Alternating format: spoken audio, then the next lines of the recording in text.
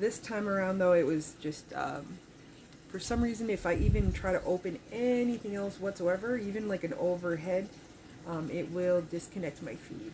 So, there we go.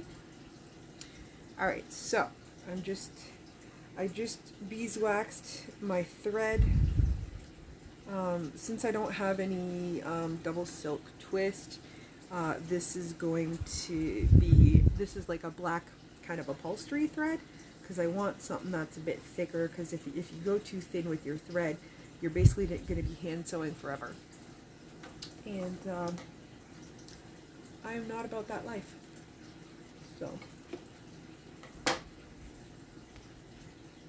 So I am just grabbing my waistcoat, and God, I can't wait. I ordered this beautiful Venus of Willendorf needle, like needle keeper or whatever. It's technically for embroidery, but it'll work for anything where you're, you know, doing needlework. It has a little magnet, so you put it wherever you want, and then you put your little piece on it. So mine would be like an image of Venus of Willendorf, which is like the big chubby goddess. Like, she's so pretty, and it's like, she's definitely one of those like, oh look, she's built like me. It's okay for me to be a big girl. You know what I mean? Like, you've got like that kind of feel of that, and just yeah, I love Venus of Willendorf. So anyway, and then you just put your needle on it, and it holds it like a magnet, so you don't lose your needle as you're hand stitching, which is absolutely fantastic. So I very much use Bernadette Banner's technique, which I mean would be the basic technique that, you know, people would have done in those eras. I will probably bring you guys a bit closer after, but anyway, I take the thread underneath the needle, over and around, and then I pull the needle out and I pull down, and it creates a knot. Just a bit of wax. And the other thing is, when I go back up, I go next to it. I do leave a bit of a gap, but I don't want to leave too big of a gap, obviously, because this is a fabric that does fray a lot. And I always check behind there to make sure that I caught the thread, I caught the fabric, because sometimes the fabric will shift. And I don't just want to catch interfacing, I want to catch thread as well. Or not thread, but fabric. The other thing with that is that I actually use sew-in interfacing and not iron-on interfacing. So because of that, I always make sure that I have all of my fabric and my interfacing caught in my needle as I'm going, because it will sometimes shift. And I want to make sure that I get all of it in there. So that's why sometimes I'll like go a little bit slower than normal, just to check everything out, make sure that, you know, I've got everything. After a while, you almost do it by feel. But you just, you know, keep going, slowly but surely.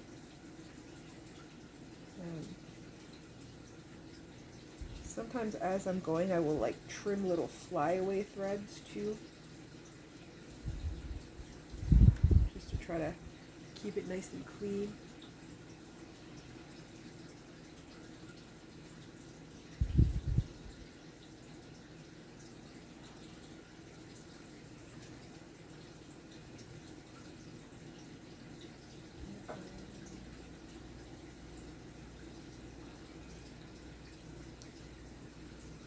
Let me get you guys a bit closer too.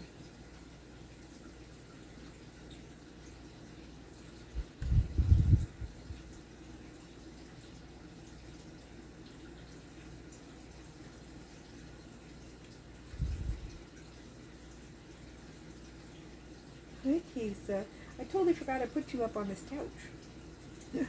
So just like, see if you guys can see her. Just the puppers. We often enjoy a nice lazy morning, just hand sewing. It's kind of what we do over here.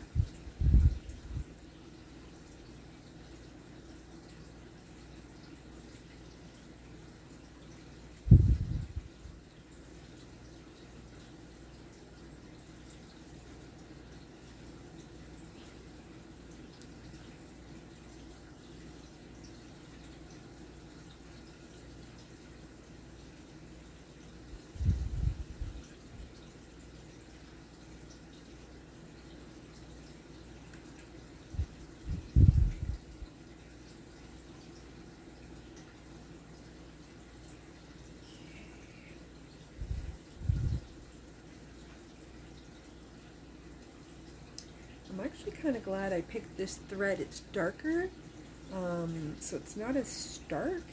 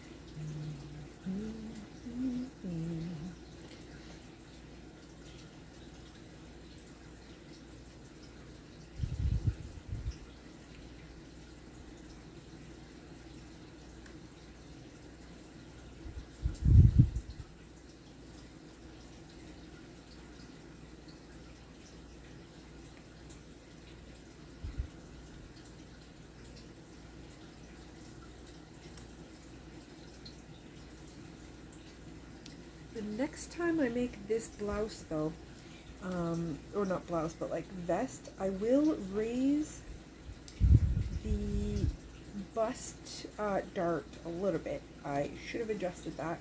And I will add a little bit more ease on the bottom area. I do find that it's probably going to be really snug at the stomach, but not to an extreme. Plus, I mean, if I wear my corset with this, that might change things too. So we will see.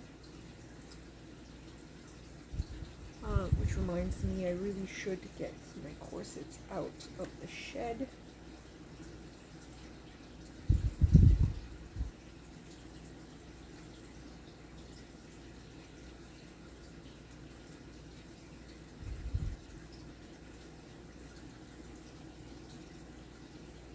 Oh, these are going much faster because they're small buttonholes, which is kind of great.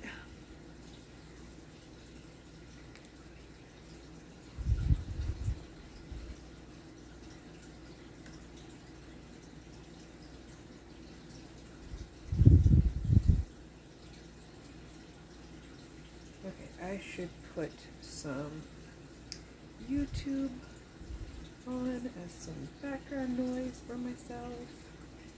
You know, one must always have some background noise.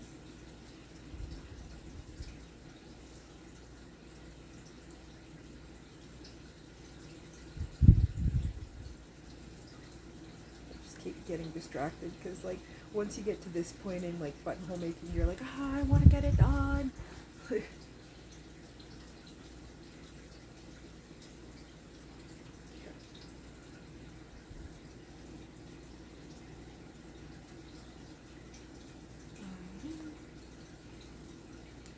Okay, subscription. I know there was like a few new things. Oh, the Hadrian's Wall.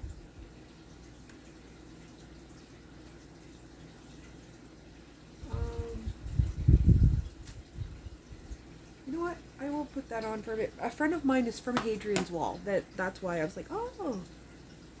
So let's put that on and learn history about where my friend is from. Today we take for granted the motorways, A-roads and city streets. Over 2,000 miles of them that form the skeleton road map of Britain. And all because of the Romans, with their ingenuity and dogged determination to conquer everything in their apart. I'm Dan Jones. I'm going to retrace the story of our Roman past along 6 of their most iconic roads. Each road tells the story of our Roman legacy and its rich history. God, that's From good their coffee. very first road across Kent, which powered their invasion, to the vital routes which helped them conquer most of Britain, before being beaten into retreat by the Scots. In nearly 400 years of occupation, the Romans changed Britain forever by bringing their armies, ideas, buildings, and religion. But the Romans couldn't have done any of it without one thing: their roads. Okay, I'm gonna... So, one of the things I'm always doing when I'm working on buttons like this is like, I will try to see if there's any like gaps and keep working on it. And here there actually is a bit of a gap. Here, I'm just gonna clean that. So I just put another knot in that area because I don't want it to like... Running all the way from the Kent coast to the Midlands and on towards the Welsh. I don't want it to fray, you know, as it goes. Defining features. It was the first road that the Romans built in Britain, and at 240 miles, it was also the longest. The story of Watling Street is the story of the Roman invasion. As I travel this road, I'll be able to plot just how the Romans conquered Britain, from the immediate widespread impact of building it to the fierce battles fought along it. 2,000 years ago, Britain was a great prize that had yet to be conquered by the Romans. The Roman Empire lasted for more than 1,500 years. During that time, the Romans invaded southern and eastern Europe, large parts of North Africa. Wherever they went, they took their language, their art, their religion, and their government. Now, to keep this massive empire under control, they needed to be able to move their armies about quickly. And to do that, they needed to build roads. Before the Romans launched their full invasion, Julius Caesar came on a scouting mission in 55 BC. He landed with a small force of Romans on the southeast coast of England. Caesar came ashore somewhere around here at Pegwell Bay in Kent. Now, the way he told it, this was a heroic endeavour. Don't forget that in Roman times, Britain was the edge of the known world. Now, in fact, Caesar didn't stay very long. While he was hidden, the locals made quite an impression. He wrote, "All the Britons paint themselves with a dark blue colour. By this means they appear more bright in battle. They have long hair and shave their bodies, all except their head and upper lip. Groups of 10 or 12 men share their wives in common, particularly between brothers, fathers, and sons." Caesar made his mark by establishing trading links with the empire, but the Romans would ultimately return in force. I'm heading to the site of the key Roman invasion, where the story of Watling Street and Britain's Roman road network really begins, Richmond. At the time, it would have been a trading port for the Britons. When the Emperor Claudius sent his invasion fleet in 43 AD, this time the Romans really meant business. Claudius brought a massive army of 4 legions and 20,000 auxiliaries. They set sail from the coast of Gaul, that's modern France, and landed at Richmond. This was where the Roman armies gathered as they began their invasion of Britain, along a road they were about to build, Watling Street. Dr. Andrew Roberts is one of the historians who looks after the ancient Roman remains where the road begins. The Richborough site was founded at the time of the Claudian invasion. So Andrew, we're now standing on the beginning of Watling Street. I mean, it doesn't necessarily look like it. Well, it was a bit grander in Roman times, but it's still pretty impressive today. We're standing on what was effectively a crossroads that sat beneath a monumental arch that towered over Richmond, probably some miles. The Romans were master arch builders. We see them all over the empire. The arch on Watling Street might have looked something like this reconstruction. Arches similar to this have been found across Europe. And what was the idea that when people came through this arch, they really knew that they were now entering Roman Britain? Absolutely. Part of the reason why the arch is built here was to mark Richborough as the Excessus Britannica, the official gateway to Roman Britain. Was Watling Street essential to the success of the invasion? I think Watling Street was as part of the road network that was quickly formalised by the army. So Watling Street's very important to getting men, equipment and supplies further inland to the central parts of Britain. And then after that, Richborough becomes a port and a town. So it's going to be an important trade route for Roman goods coming from well across the empire. As I set off on my journey across the very first Roman road in Britain, it's amazing to think I'll be following the same route taken by Roman emperors, generals and centurions almost 2,000 years ago. As the Romans headed up Watling Street to conquer Britannia, they would have faced difficult journeys on foot or in chariots. As it won't be much fun walking in the pouring rain along the motorway that takes the same route, I'll cover some of this journey by car. From Richborough, Watling Street snakes its way west to Canterbury, and then on towards London. It shares a very similar route to what is now the A2. Parts of the road still use the same name. Watling Street would have brought the Romans to the first major obstacle in their invasion plan. I'm now in Rochester, which is about 35 miles from where the Romans landed during their invasion of Britain in the 1st century AD. And this is a crucial point in the history of Watling Street, because when the Roman army arrived here, they were faced with two major obstacles. The first was an army of native Britons, and the second was the River Medway itself. And crossing it would inspire one of the greatest feats of engineering in the whole history of Roman Britain. After defeating the tribes who were defending the river, it was vital that the Romans found a way to cross the mighty Medway, to avoid having to take a massive detour. The crossing of the river had been a major factor in the battle. How did they then go on to make that crossing permanent? Well, the key thing is they built a river crossing, and they built a river crossing here in Rochester. So Rochester's here because it's where the Romans decided to cross Watling Street over the River Medway. Do you know how they built the bridge? Maybe the first thing that was here was a bridge boat, then maybe a temporary semi-permanent wooden bridge, and finally, when they got their act together, the Romans built these fantastic stone-built bridges. And what was so good about this particular position? It's basically where Watling Street actually literally hits the River Medway. It's a very good bridging point because it's got a very firm riverbed. How important was this bridge in the history of Roman Britain at large? It's one of the most important bridges in Roman Britain because remember, Watling Street is the Roman M1. So Watling Street is a major national trek road. This bridge is a key element along it. Without this bridge, there'd be no Watling Street. Obviously, it was nothing like the modern steel bridge that's here There now. we go. It would have looked something like this artist's impression. A stone structure that lasted for hundreds of years, right into the early medieval period, when it was eventually destroyed by river ice. But there's another reason why Rochester is important in the history of Watling Street. In 2016, a great discovery was made in the basement of a shop on the High Street. I've heard that underneath this tattoo parlour, a little bit of Watling Street still survives. Miss Matthew? They do. Got some Roman artifacts downstairs? Sebastian Novatsky has been inking people with anchors, roses and skulls for years. Most of them unaware of what lay beneath his tattoo chair. Oh my gosh, that's amazing. You've actually got a 2,000-year-old Roman road running through the middle of your tattoo shop. How did they discover that this was actually here in person? Yeah, the builders discovered this. We are here, we just came over and checked, and apparently it's 2,000 years old. You ever heard of another tattoo shop with a Roman road running out? No, not really. They're actually one.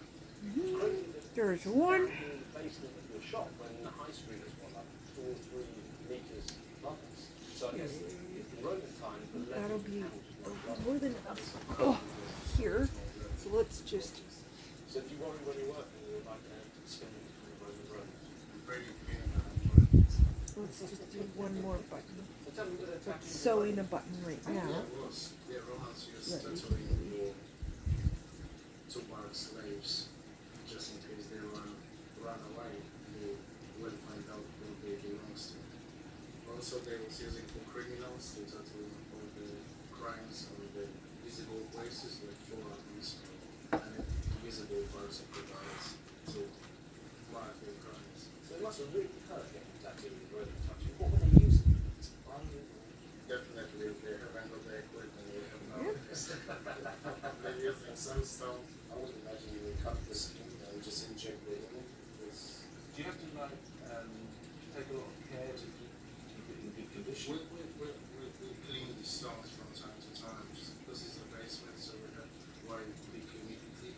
So for me, it's kind of crazy to think that right here, this screw, you can really see the quality of the wheels.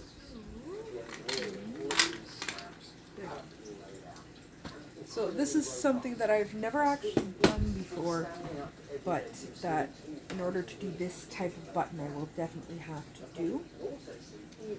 So, 1 second guys. Beautiful, straight lines, absolutely characteristic.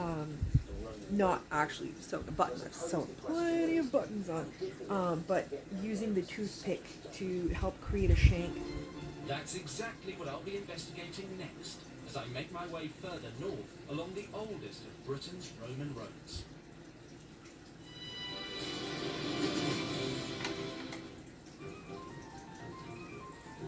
I'm uncovering the story behind the great Roman roads that have run the length and breadth of Britain for hundreds of years.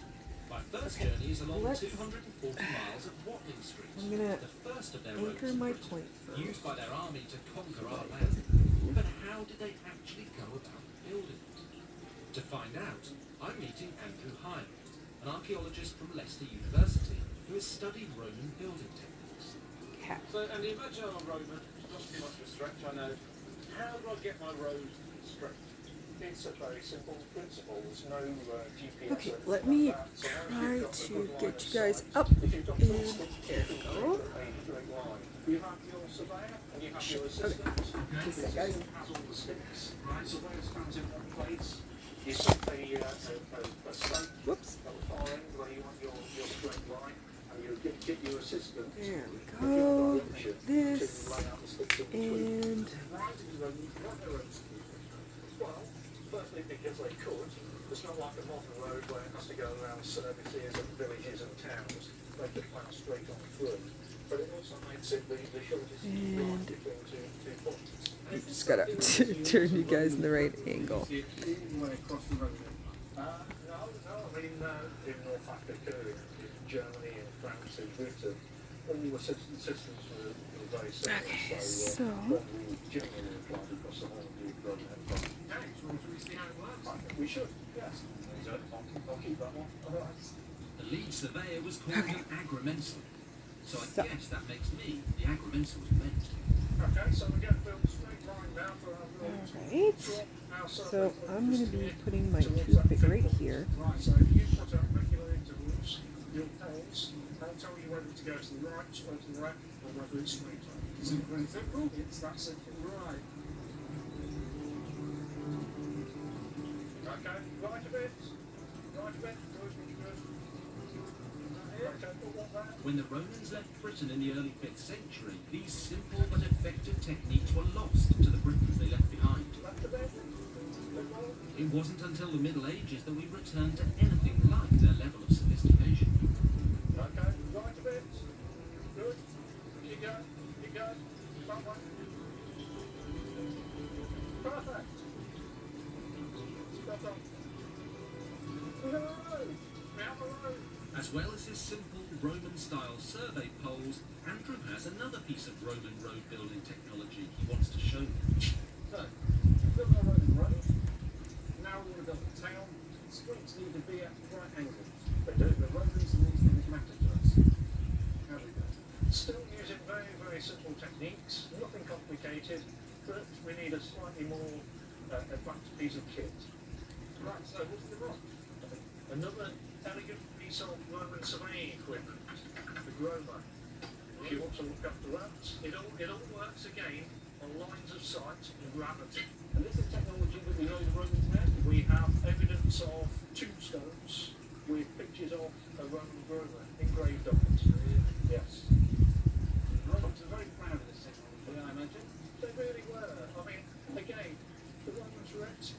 taking very simple techniques, standardising it, and using it to very good advantage. And this is the actual working piece, which fits onto a peg at the top of the. How does it work? Again, as we saw when we were building the road, it's all lines of sight. So we've got 4 weights, each in line with each other. So you line these 2 strings up, and you get a straight line that way. I can then turn it 90 degrees. You've got another one. Maybe even a piece of kit practice generates a pattern of scripts and town planning that we see right across the Roman Empire. Written west Syria. I'm always amazed at how simple it is. There's my shank. In the Middle Ages, Got the it. understanding of a lot of Roman technology had been lost. People found it hard to believe that humans could have built such long, straight roads.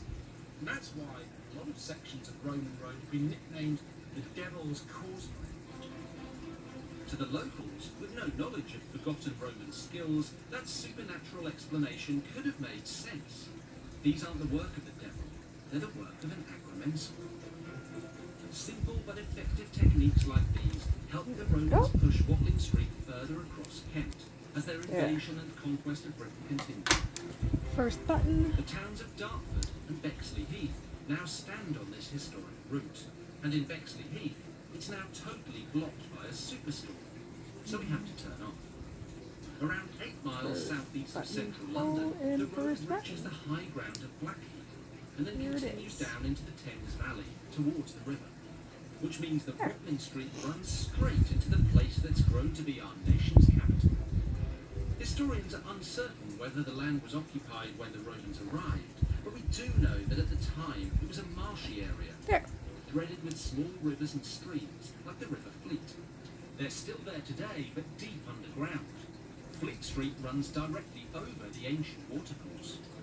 From this unpromising start, within 20 years the Romans had built a small town, roughly half a square mile in size, with a fortified garrison. Just nodding. I don't know if this will be enough, A thriving hub, providing road links across Britain and the larger empire but across I the will Channel. give it a try.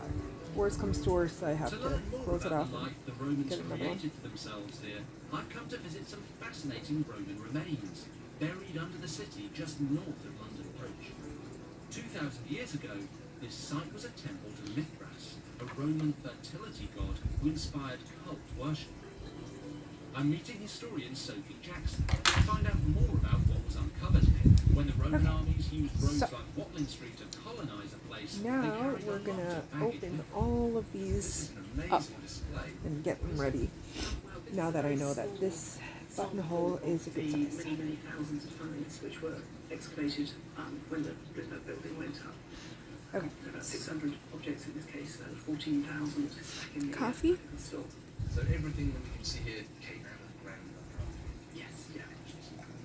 Is the amazing That's really good. richness of all of this stuff to do with the fact that so many Roman roads connected through London? Yes, I mean the reason London is here is for a reason of transport logistics. It's the first place up the sort of Thames estuary that the river could be crossed, and that there was enough dry ground either side and single ground to build the road We are going to network. start And, out you know, where we are, we're coming up by with 30, spacing 40 every meters single from one of them Watling feed Street, which distance is one of the out. major thoroughfares. Goods are So, coming up to the Thames, they're half getting it. population reports and coming out of London to sort of feed the conquest of Britain. Tell me about some of the most intriguing ones. Well, there's so much to say. I mean, probably one of the most significant finds on the site were the Roman wooden writing tablets. They don't normally survive because wood, they're made of pretty thin wood and it normally rots, but this site was very waterlogged. Water normally keeps out oxygen, which causes decay. We've got some examples of whole ones, but this little fragment here is particularly interesting. You can still see writing there. Yeah, but it's actually scratched on the outside, so this is the address that would have been on the outside of the tablet. And it says Rondinio Mogontio, and it's the earliest address in London. Basically, it says to Mogontius in London. This is probably, certainly one of, if not the earliest reference to London in history, anywhere. This tablet has been dated to around AD 65, and it's just one of thousands of fascinating finds. We have some finds which were associated with the military, Roman military. So we have 4 iron spearheads. And we also have quite a few bits and pieces of Roman armour. When you think of Roman armour, you think of sort of really impressive bits of metal, but these are all the many sort of straps and hinges which were used to fix the different pieces of armour. What all these artefacts tell us is who's coming to London in the first few years, where people are coming from, from Gaul, modern France, from Germany, from Italy, not surprising, and then gradually as we go up through time we see more of the sort of gradual Romanisation of the native British people who are here. So we see people copying Roman wares, copying, the style of brooches change, the style of pottery changes and so on. So Watling Street was the driving force behind the Roman expansion into the new province. Because of it, London became a hub, and the invaders built more roads to intersect with it: Stane Street, Ermine Street, and Portway. But historians have a problem. It's hard to trace the route of Watling Street through London. No one's quite sure where it goes after it disappears at Southwark, back there, before it re-emerges just north of Hyde Park. Some historians believe it travelled through the City of London, the route of Cheapside, Holborn, and Oxford Street, while others believe it crossed the Thames at Westminster. It's thought there was a ford here 2,000 years ago. And to add to the mystery, there's another Watling Street near St Paul's, but it's totally unrelated. It's a version of the medieval Etheling Street, meaning Street of Princes. Whichever route it takes, we pick it up again a mile or so away at the western end of Oxford Street, right near Marble Arch. Despite appearances, the arch is not Roman, but a Victorian homage, an old gateway to Buckingham Palace that was shifted here in the 1840s. I'm standing on the Edgware Road, the modern-day A5, and it's the perfect example of how Britain's Roman road network is still in use today. Now, it might not look much like it, but this is Watling Street. From here, the road goes all the way through northwest London, then on 150 miles to Shropshire. There's plenty to see along the way. As Watling Street leaves London, it heads north through the suburbs towards the Hertfordshire town of Ragland. This one. It's a stretch of the A5 that is still known by the ancient name. Now, this section of Watling Street is important because it runs through a region that gives the road its name, although that dates to a long time after the Romans left. A Saxon tribe known as the Wacklingas once lived around here. Their territory was known as the Wacklinger Castle. There we go. By the 9th All right, century now. AD, the road they used was known as Wackling Street, or as we call it today, Watling Street. We don't know what names the Romans used for any of their roads in this country. We know that back home in Italy, they had legendary streets like the Via Appia, but the names in Britain date from long after the Romans left. Throughout the medieval period, the name Watling Street was applied to the entire route, all 240 miles of it, running from the Kent coast to Shropshire. As I continue north, I'll enter one of Roman Britain's largest cities and discover that there was trouble ahead for our invaders when they had to confront one of Britain's most notorious warriors.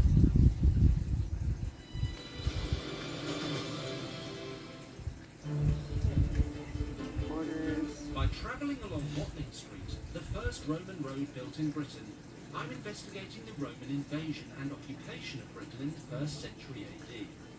This road was used to carry their armies into the heartland of what they knew as Britannia. So far I've covered around 100 miles, from the Kent coast to Hertfordshire, roughly halfway. I'm on my way to the next major site along the route, which began as a vital staging post for the invading army. I'm walking along Watling Street in the direction of St Albans, which is just up ahead. Now, nearly 2,000 years ago, St Albans was known as Verulamium. It grew up along this street to become one of the largest and most prosperous towns in Roman Britain.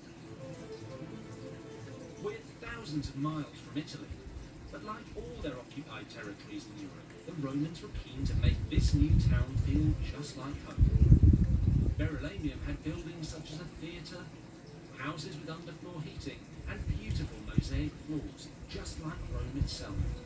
This remarkable town was discovered and excavated in the 1930s, and I'm meeting David Thorold, curator of the Verulamium Museum, to to discover what makes it so Woo! unique. My glasses If are this were falling Roman off my times, face. where would we be standing now?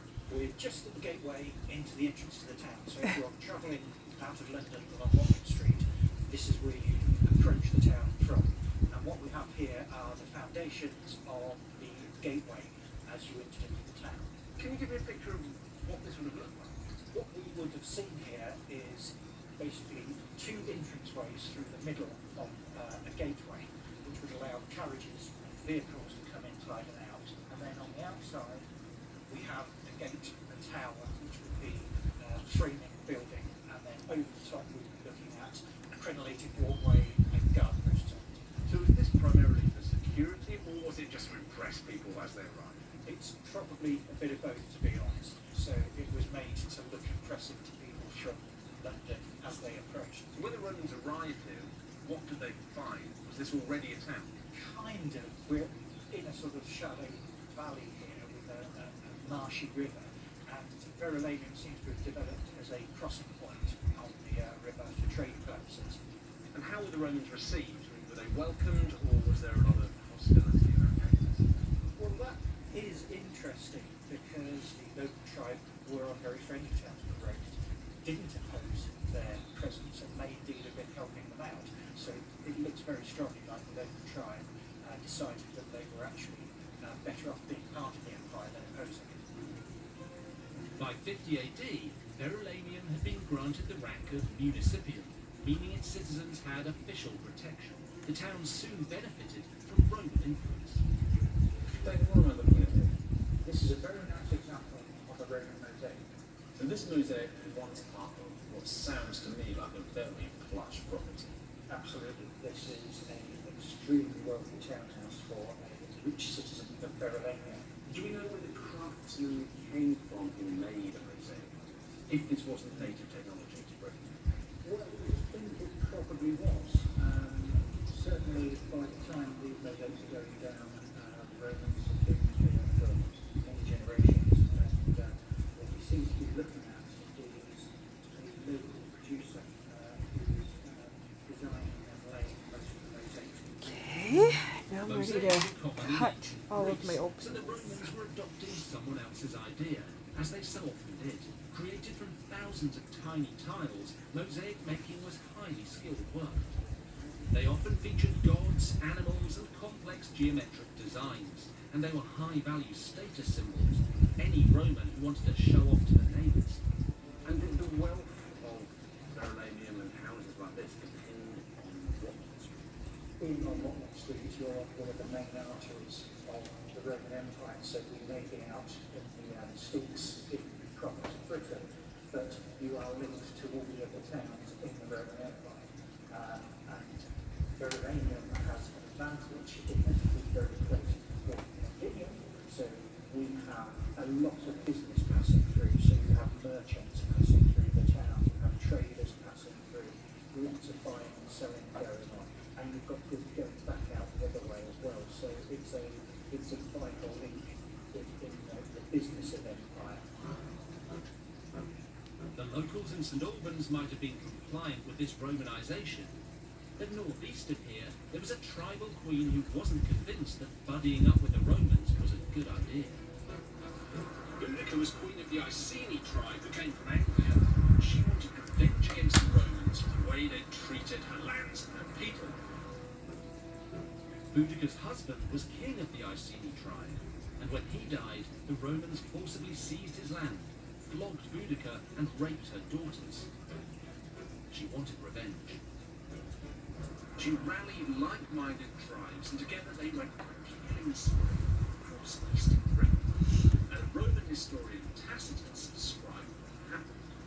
He says, "The whole island rose in arms under the command of Boudica. They hunted down the Roman troops in their scattered posts, and stormed the forts and assaulted the colony itself, which they saw as the seat of their enslavement. Nor did the angry victors deny themselves any of the savagery characteristic of the barbarians." Boudica turned the Romans' own roads against them, and used them to travel south from her homeland. First, she attacked and destroyed the Roman city of Camulodunum, now Colchester, and then their capital, Londinium.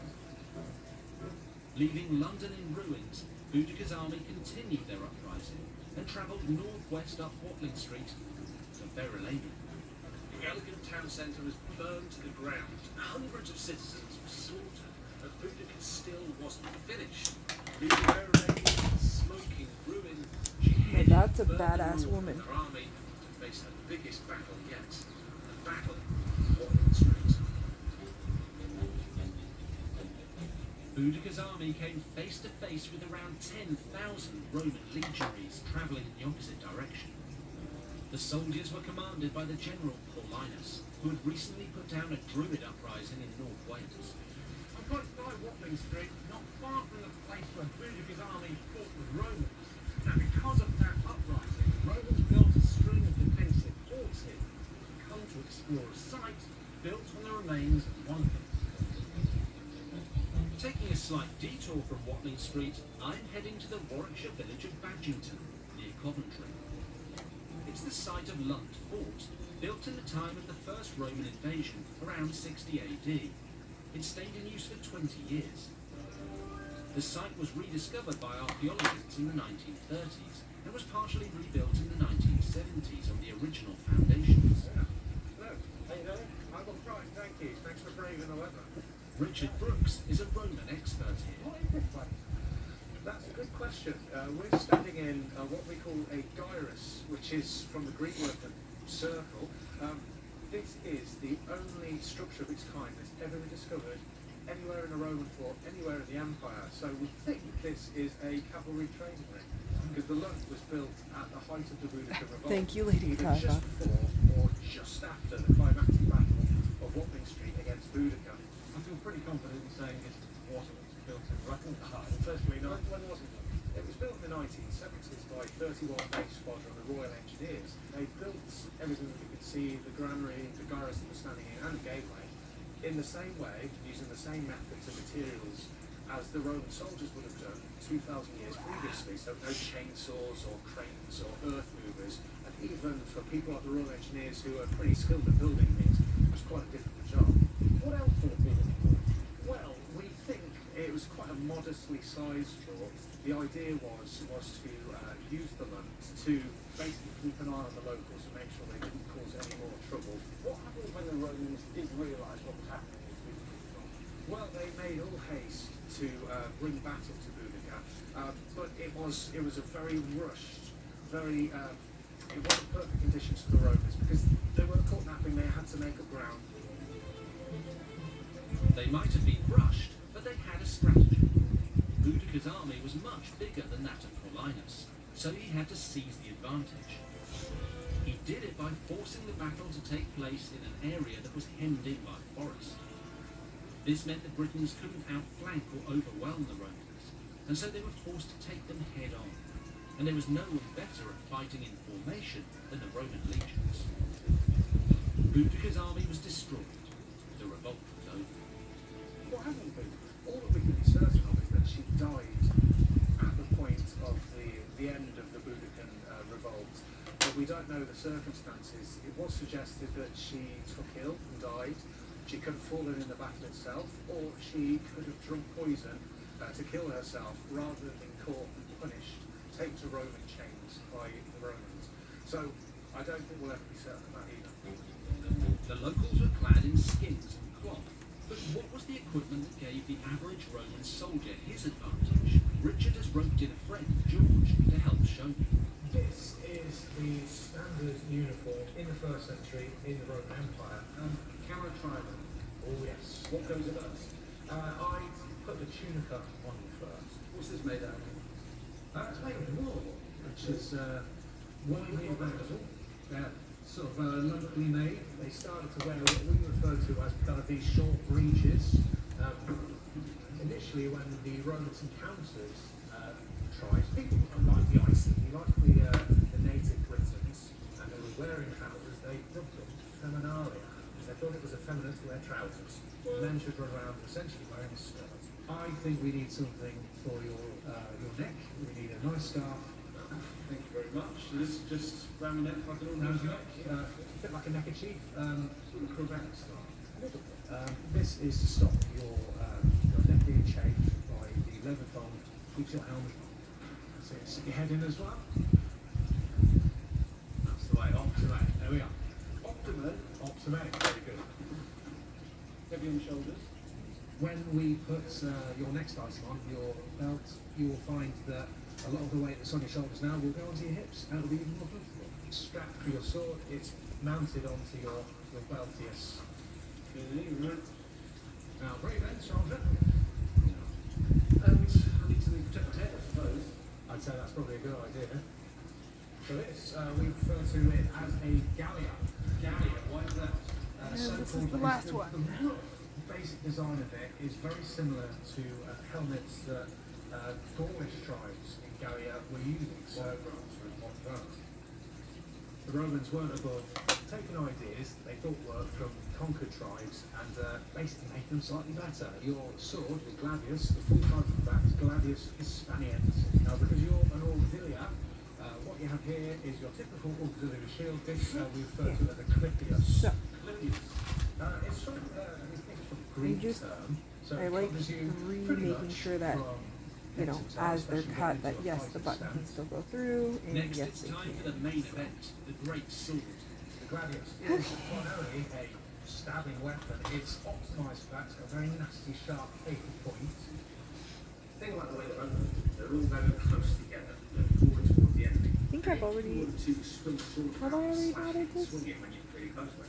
Well, you're talking exactly, you don't want to kill your teammates. Yes, I have. Okay, there we go. The good thing about that, not only are you not endangering the soldiers inside, is to keep your shield in front of you to protect yourself at the same time. So you're really hard to kill, you're defending yourself, and you're attacking at the same time. This is what Budapest warriors experienced in the Battle of Watling Street. They were forced into a narrow defile where their long chopping swords counted for pretty much nothing, and they just got in each other's way. So the Roman infantry are used to fighting close and in a brutal fashion to just go to work. Boudicca's revolt may have been quashed on Watling Street, but the war between the Romans and the native Britons raged on.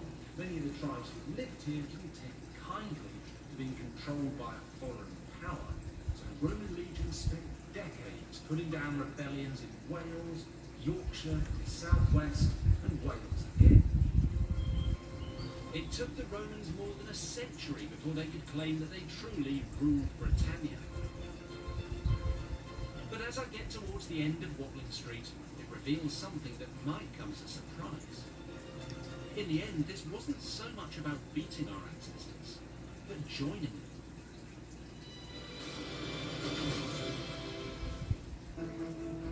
My journey along Britain's longest and oldest Roman road, Watling Street, has taken me on a truly revealing route. Starting at the Kent coast in the southeast, I've travelled more than 200 miles across the heart of England, retracing the steps of the Roman invasion of Britain in 43 AD. Watling Street was the trunk road that enabled the Romans to push their conquest across the length and breadth of the land. And nearly 2,000 years ago, it came to an end here, a place that for the Romans really was the end of the earth. This is Wroxeter in Shropshire, which the Romans called Viriconium. Now, like many places in the 1st century AD, it started life as a Roman legionary fortress, but a civilian settlement grew up around it, and soon it was a bustling city. From here there were roads and trackways that branched out into North Wales and further north to Hadrian's Wall and beyond. But historians agree that Wroxeter marks the end of the line for Watling Street. Cameron Moffat is the curator of collections here, with expert knowledge of how the Romans and the British combined to become something new. So this is part of what was once then a very busy Roman town. Why did the Romans have a town? It's very much to do with Watling Street and access to the important ports and the important places in the far southeast. And Wroxeter really is effectively the terminus for Watling Street. After the Romans arrived in mid-1st century, you've got a military base, but it quite quickly turns into a civilian settlement. It does. I mean, first of all, you've got your military establishment, and there will have been settlements of local people on the periphery. What happens is by the 80s AD, the military has moved on. They've conquered North Wales, they've moved the region up to Chester, and they don't need this for military purposes anymore. What they do is they hand it over to the local tribes, the Cornovians, and they say, okay, here you go, make this into a town, and then we can come and charge you loads of tax. Tell me about this art. It's actually enormous, isn't it? This piece of masonry is called the Old Work, and it's been called that for a few hundred years now. And this is what survives of the Basilica. And this was an enormous exercise hall where people came and worked up a sweat. Like a gym. A gym, exactly. And with a few more functions as well. And it was very tall. Really, you could have seen this from many miles around. So this was an exercise for wealthy, you know. You would get little traders who would might be selling snacks. They might be offering to do your hair. If you come and you've done your exercise, worked up a sweat, you cannot move on through what was a set of double doors into the bag suite, where you would then continue the whole process, going through cool rooms and then into warm rooms, having a slave scrape you down to get rid of all the nasty sweat. We're not at Pompeii, so I assume that was buried. This has been standing since the Romans left it. That has been standing since the Romans left it, and it's really a tribute to the their building techniques and the strength of their mortar. And those enterprising locals weren't averse to grabbing a bit of Roman luxury for themselves. Cameron's about to show me a reconstruction of the underfloor heating beneath the bathhouse. It sounds like a very modern idea. And so this was the height floor. So what happened then? Well, where we are standing now, we are below floor level, below Roman floor level, and this is where the heated air that's generated by an enormous furnace down at the far end of the building, this is how it moved underneath the floors and then came up into individual rooms through vents like we can see over there. So this is the famous Roman underfloor. This is it. Was bathing something particularly Roman, or would it have been familiar already to the local tribes? Well, bathing in this way, with all these elaborate facilities, this is definitely Roman. But I think it was appreciated by people wherever the Romans went. This is sort of the last bathhouse on Watling Street, if you like. Would there have been a sense that this was a frontier town, end of civilization, if you like, for the Romans, or not? You know, the Romans, they got everywhere. But this was the place in this part of the country where you had all the facilities that you could possibly need. And in addition to the baths, there was a huge forum over the other side of Watling Street where you would have the authorities and legal services and everything is concentrated here. What started out as a military invasion in 43 AD, less than 100 years later, had resulted in a new kind of civilization, one in which the Romans and the Britons were living side by side. This wasn't just about rest and relaxation for Roman soldiers struggling through a harsh British winter. This was built by and for the local British population, enjoying all the comforts of Roman civilization here at the end of war. The road that was built for invasion and conquest, whose story is littered with bloody battles with native Britons, eventually reached its end in a town where the Romans and the Britons found themselves forced to live in harmony and share cultures and even bathtubs. There's more with Dan next Wednesday night at 8. The Romans didn't quite impact Caledonia, but you can discover more about Secret Scotland with Susan Calman, new on Friday at 8. And new next, the epic tale of the naval high flyer who became an icon of ruthless ambition. Nelson, Britain's naval hero, in just a moment.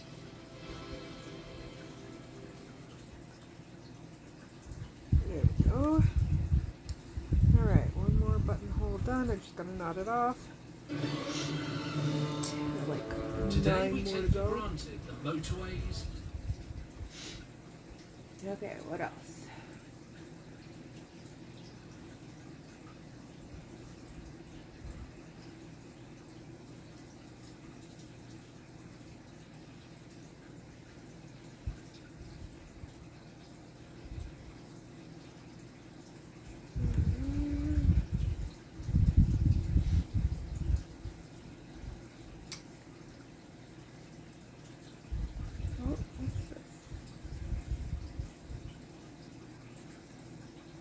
let's watch what these guys are doing.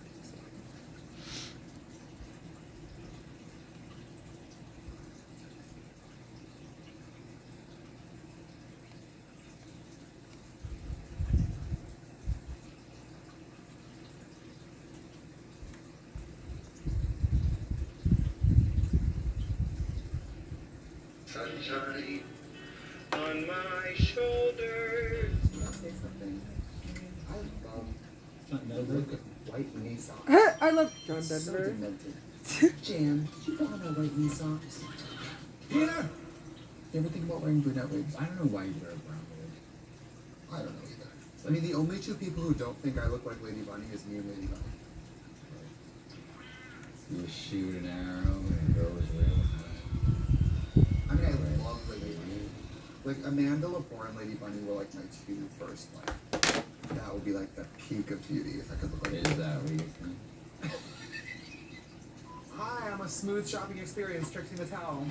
And I just realized I left a lot of magazines in your trunk last week. Yeah. And welcome to... What? The show where we talk about whatever we want. Because it's our show. Because it's our show. And I'm yours. Using the Google Pixel 5 with night sight and portrait mode, or as we like to call it, the Google Profile Pic Improver. It lets night owls snap the pic even better in the dark. The Google Pixel 5 with night sight and portrait mode for only $7.99.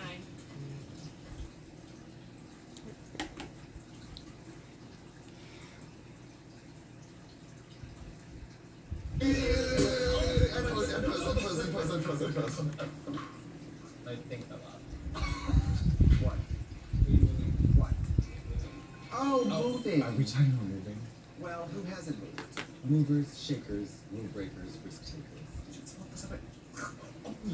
I was just thinking about this the other night because do you remember moving in like college age where you would call people and be like, I'm gonna buy some pizza and beer. Can you come help me move?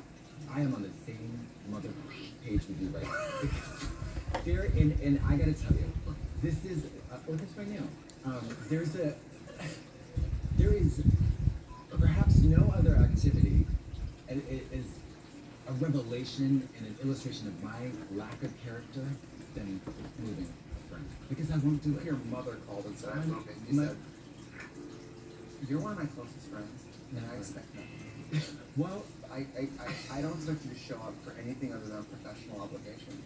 I'm dead serious. If it was my birthday, I wouldn't expect you to show up. But I have. I recently helped my friend move, but when I say that, I envision no, what do you showing up. picture? I think you have a back brace on. Like, I think you have like a cutoff tee that says like, as Tweety Bird says like, what do you want? I woke up. And then you're doing a lot of like, is this kitchen? That's what I think. Sex dungeon. Yeah. So all I'm willing to do is take out the trash. I say, is that trash? And he says, I just take it. I go to the dumpster, I take a very light load. I start to unravel and I say, I think I'm gonna go home. I remember friends and people being like, I'm having like a moving party or like, don't try to tell me what something is. I'll get there and I'll decide if this is a festive event. Yeah. You can't throw some tinsel on a turd and call it a party. It's like calling it, it's a Mary Kay party. No, it's not. This is sales pitch, bitch. Yeah, it's a pyramid scheme. Yeah, Mary Kay party is a great drag name. Oh yeah. Mary Kay party. Oh, Party Turner. You know Roxy Andrews would think of the drag game Party Turner. But party's not a person. I know, but Party Okay, Turner. all right. Okay, look into the camera and tell Roxy Andrews she's wrong. Roxy. I can't do it. Roxy, you were here to make it unclear. How many times have you moved? Well, let's see. I lived in my mom's house, then my grandparents' house, then my college dorm, and then Webster Avenue on the east side of Milwaukee. Second apartment on the east side. I'm really going to be able to tell you how many. I can't wait to find out. And then the east side of Milwaukee. I stayed in that place until I left Milwaukee. My first LA place, now my home. So 10. I've moved 10 times in my life. 10 times. Okay. So, childhood home, college dorm, number 1. College dorm, number 2. College dorm, number 3. First apartment, number 1. Then back home, wait 6 months. Then the Russian treehouse. And then, when my parents helped me move in there, that's where we found the Nalgene bottle filled with piss in my bedroom. And my poor mom and dad, I was 25, something like that. And they're like, we did.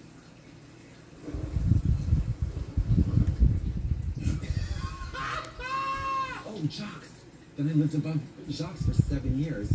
Oh, how about this? Moving from Russian Treehouse to the drag bar, I got stuck in the storm of the century. So it took 5 to 6 hours in a car that wasn't mine, in a blizzard, because it was gridlock. The entire town was gridlocked for about 5 to 6 hours. And I had to pee in a cup, in a bottle. You need to start peeing in toilets. Like, I'm just going to address something we've talked about on the show in so many different shades. I just use the that Nalgene bottles, the glass bottles, the mason jars, the sinks, the Gatorade bottles. The pee needs to go in the toilet. I don't agree. There's so many great options for where to put your pee, and you're always like, I'm going to take the road less traveled. Do you flush? For the pee? Yeah. Poop? Never. Anyway, that's not moving. So moving. How many places was it? Okay, so sounds like around 10. I think it was around 10. Well, now I have another one, so maybe it's 11. Who knows? Who's counting? Who cares? When I moved into the apartment above the drag bar, I was really gunning for that place. Once I knew it was about to become available, I get a phone call from the drag queen who she's like, "All right, the place is yours. Here's the thing. I'm leaving tonight. I'm gonna leave you $200, and you're just gonna clean it up a little bit." I was like, absolutely. $200, in retrospect, does not even begin to scratch the surface of an adequate payment required to clean that apartment. You should ask follow-up questions. Now, granted, a drag queen who was also a hoarder, a person, this is a legendary queen whom I love, but she had 2 refrigerators, and she told me, do not open that cupboard. Okay? Doreen Corey. Yeah. Doreen Corey. No joke. Absolutely. By the way, such a drag queen move. Yeah. The place is yours. I'm on the run. Yeah. I'm gonna leave you $200 in wet cash. You'll be here in 5 minutes. I'm gonna leave you a Ziploc bag of the wet singles. Yeah, you just gotta rinse the blood off it. It's Yeah. such a vibe. I love that. $700 a month in downtown Boston in the Bay Village. Above your job. Unbelievable. I mean, that's how ideal your work conditions have to be to get you to go. And it's still called in the most. And by the way, I bet you called in when you were literally upstairs in drag anyway. No. There were times where I would call in, and I'd turn the lights off and just lay down. Not go to bed, just lay low. Because people knew. You know what I mean? Oh, like, yeah. I was just so proud. I'm like, what is wrong with me? So insane. If you're a young person who is able-bodied, moving is also probably a great summer job. Great for your physique. Movers are often hot. Oh, they're often very hot. I like to tip. I tip halfway up front too. Oh. I want this. Can you move this? I have when I was moving from Hollywood to downtown, the movers I had were particularly sexy, and they were Russian. I was just trying so hard to have sex with them. You should have been in drag. I know. Currently, my dishwasher is on the fritz, and when COVID is canceled and I'm ready to have it fixed, I'm gonna do that. I never feel more glamorous or a housewife than being in drag when the service person comes over. Me opening that door in this bozo drag, I'm like, do you want a glass of fresh squeezed ice cream? I just made a pint of ice cream. Have a bottle of Chardonnay in the fridge. Here's a good idea. Move around the table on your birthday and ask for your birthday present. We're gonna have cake. Hey, it's my birthday, you don't think of anything. Come move a few boxes, and then I'm gonna take us all to the Sizzler or whatever. Or dig up a little dirt. You know, do some research. Yeah. Blackmail. Is this you in this video? And it's like someone a stuff film? Yeah. I hate for anyone to see this. Yeah. I got some spilled Nalgene bottles in my apartment. Yeah. They're not gonna make themselves. Okay.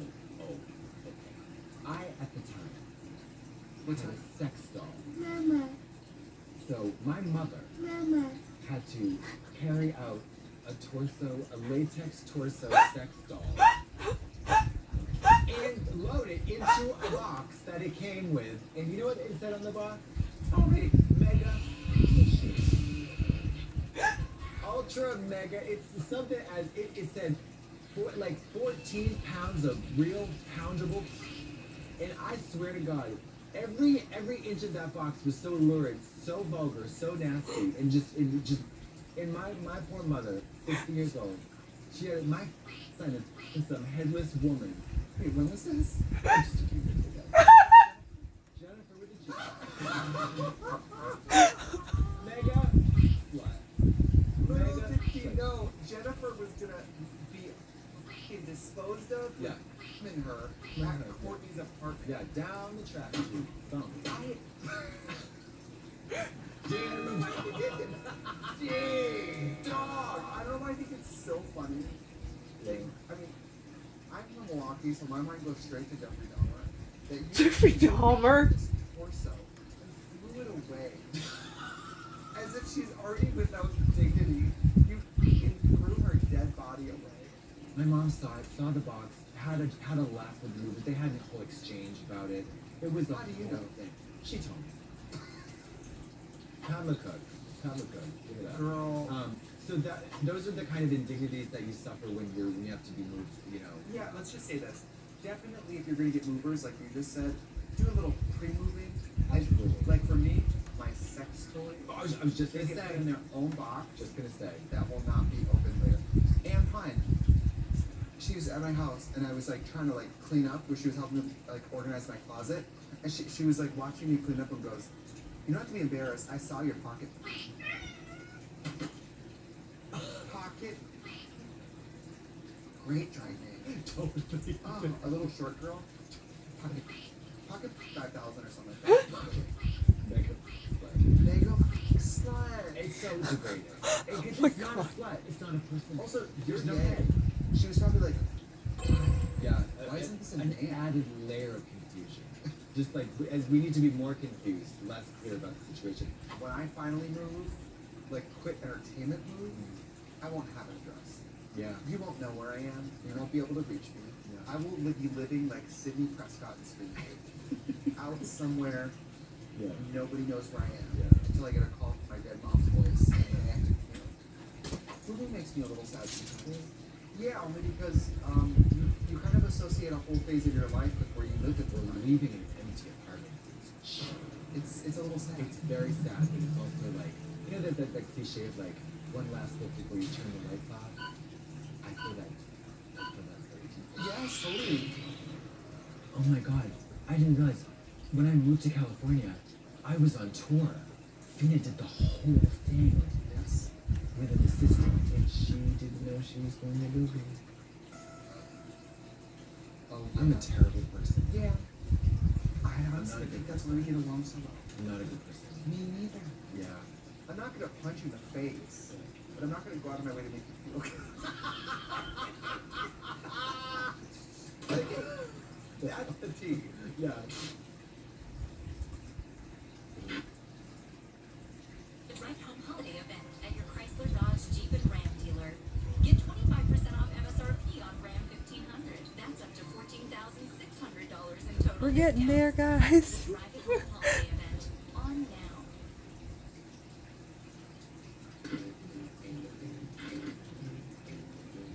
Now, if you have a question, why don't you go ahead and tweet at World of Wonder using the hashtag and thank you so much. Hey, pretty ladies. What advice do you have for someone moving thousands of miles away from home for the first time? Oh my god. Wear a suit.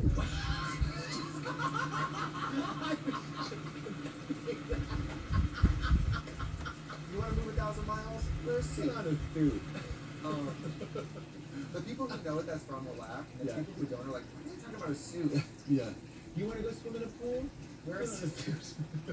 What is, 1,000 miles? Oh, get rid of everything. If it's a family heirloom, keep it, but literally everything, No. move it as little as you can. Yeah. I say, get rid of absolutely everything. Cut your hair, diet, become an alcoholic, you go to AA. It's a wrap. Yeah, join an adult intramural sports league, make some friends. Yeah, no, honestly, get involved into it and go back to the pottery, macrame, Get in your community. Yeah. Volunteer, library. Libraries always looking for volunteers. Public library. Public library. I don't know. Yeah, I do too. I want to move into. Okay, I'll just leave. Yeah, I want to move into the Flora. I want to move into a unit on the bottom. The first one? Yes, I do. There's one for sale. Are you serious? I'm dead serious. Would you let me do that? Yes, you should move to my building. I'm moving. Yeah. But the fun thing about moving is your body. Movement. I'm very into movement. Movement classes. Because when you move, you realize. I seen Wimberly once. I went to see Wimberly. I hadn't seen him in a while, and I walked in and he went, "When's the last time you moved your body?" Am I 70, David? Like, when's the last time you moved your body? Like I walked in like this, like a girl. Anyway, drama. The genre.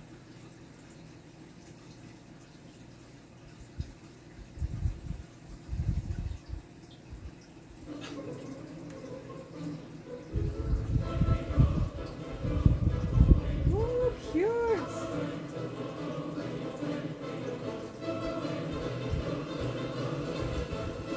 Okay, I'm loving that dress. I'll show you. Let's do one more thing. Hold on, wait 1 second. Oh, go. Yeah, wait. Just give me one.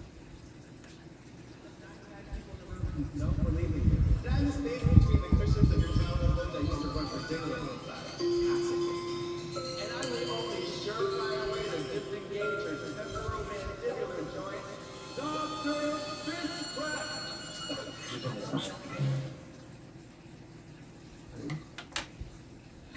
Hi, I'm the monetized drama video you keep rewatching even though you hate that bitch. Trixie Mattel. And I'm so sorry, but I still can't find my husband. Katya. And welcome to the show where we talk I'm about so sorry, but I still can't find my husband. Oh my god, this is gonna be funny. I'm posing. I am over the drama. Are we doing drama? It's drama! Classic last words for anybody involved in drama.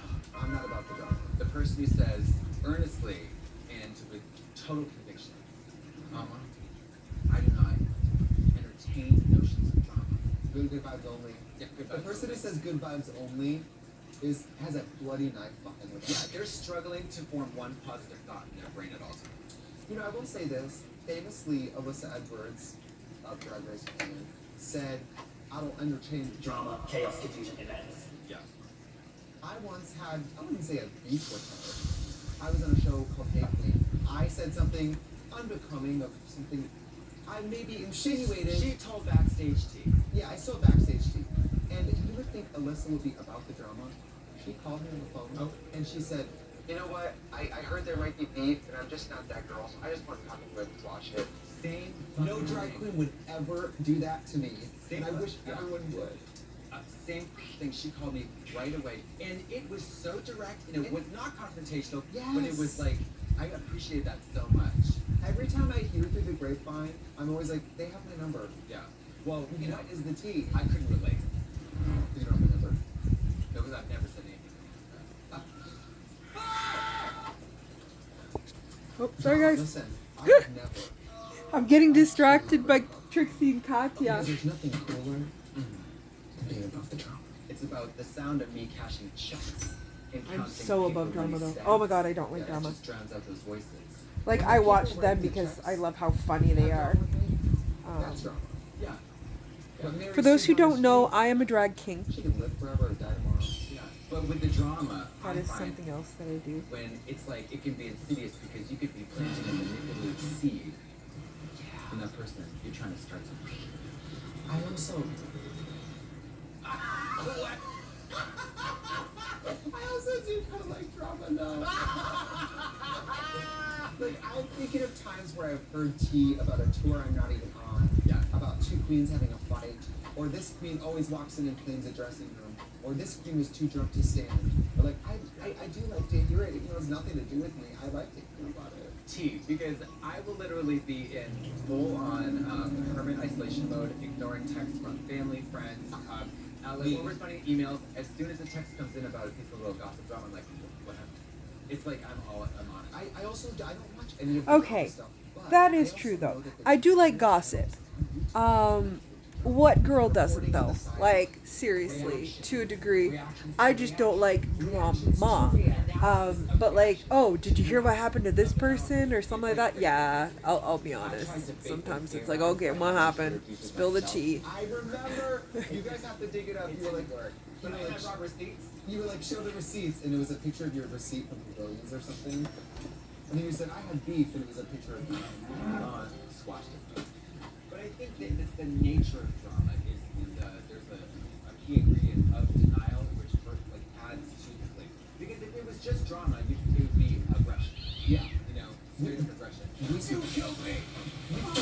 You killed me. That's very common. You killed me.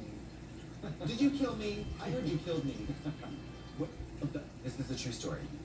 The technician on Spectrum the other day literally said, if my husband leaves me, I'm gonna throw myself off a cliff. And I tell him that once a week. Your internet tech told you that? In the room, Because I told her, I was like, if this doesn't work in the next 30 minutes, I'm gonna kill myself. She's like, don't say that. Well, my husband. I mean, and she was hysterical. So she got it working. That's fierce. That's drama. And that is absolutely drama. Some people are just natural, perpetuate drama. We know people, I mean, listen, we work in drag, and it might surprise you, there are big personalities. And sometimes drag queens, we know somebody. Drag queens will fight for so long that they don't know why they fought in the first place. That's the best thing. Holding on to a grudge so tightly that the dust of it has long, like, blown out of your fist. It's like, well, what was it? What did this? It's like feuds. Like, when did these families start hating each other? We don't know. We just do. And look, sometimes it has detrimental effects. Look at Romeo and Juliet, dead. Juliet? Not Juliet. I was the original. We're from Romeo and Juliet. Romeo and Juliet. Drag queens notoriously will like, while you're on stage, spray your wig with like spray adhesive so it's moving. Pissing on wigs. Pissing on wigs? To which I say, drag queens too will have drama for no reason.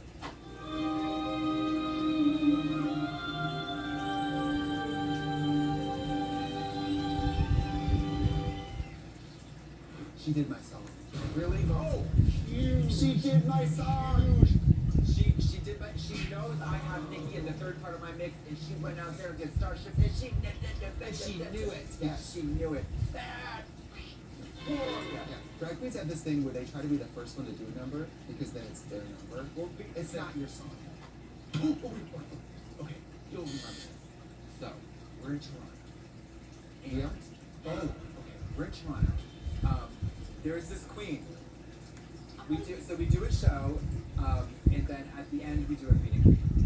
And I'm not going to call her out by name, but she's a legend in the community. She's a very esteemed old pillar of the drag. Tasha Davis. No.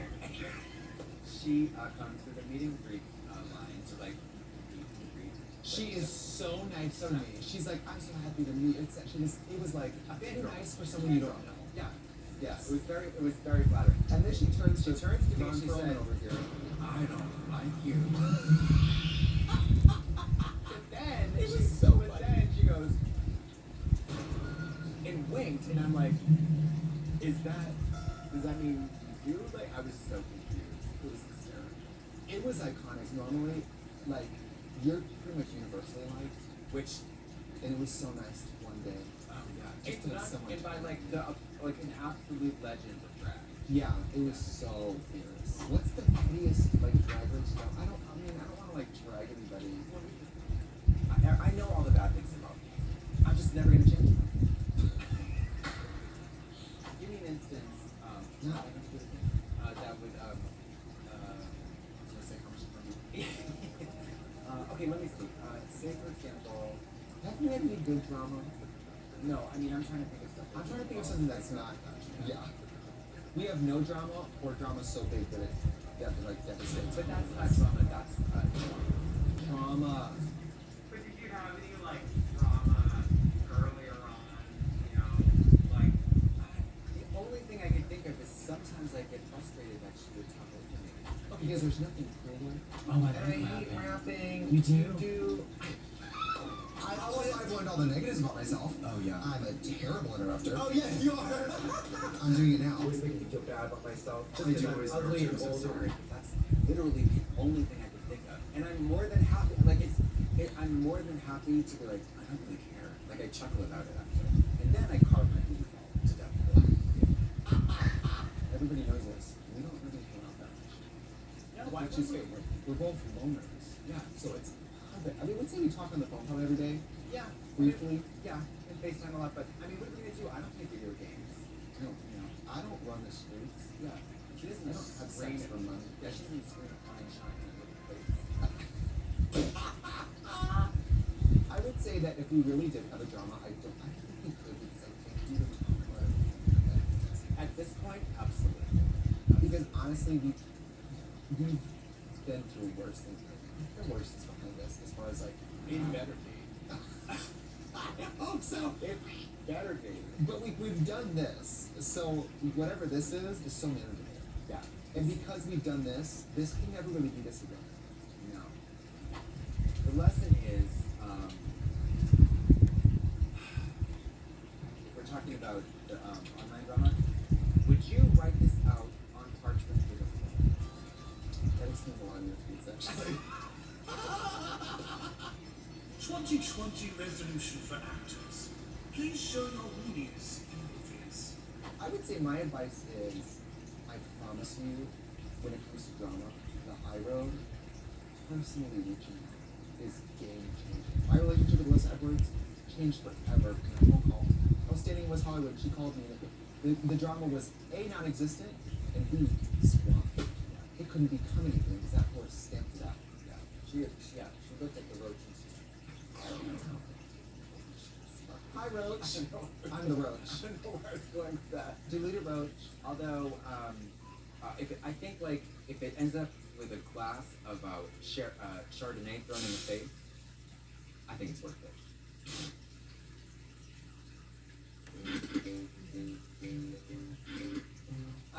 I guess let's hear some questions using the hashtag #WowHelpMe. There we go. Another buttonhole done. I'm very bored. Oh, I get annoyed so quickly that I slowly think that it is no longer normal. LMAO, what is your advice? Like, what should I do that I will not get annoyed so quickly? Hashtag bombing. Well, Mary, give us some specifics. Yeah. If you're like, somebody's breathing, Yeah. you're a bitch. If somebody's I smell peanut butter. This is, you know, like what?